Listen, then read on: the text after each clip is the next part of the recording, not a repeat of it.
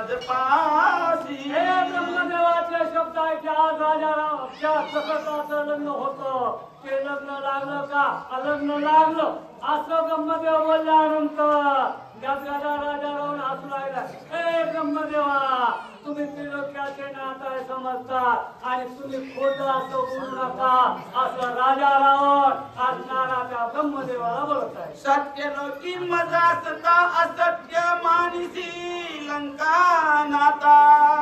तरी ब्रह्मलिखितार्था तुझं तत्वता कळले नसे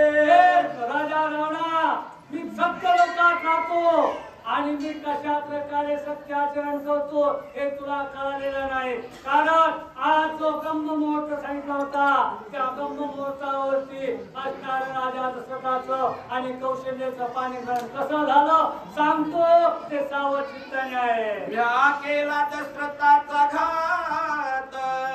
कौशल्य घातली समुद्रात आता लग्नी कैचा दशरथ वचन असत्य न मानावे ब्रह्मदेवा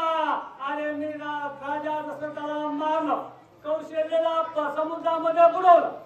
मग या दोघांच्या दोन वाटा झाल्या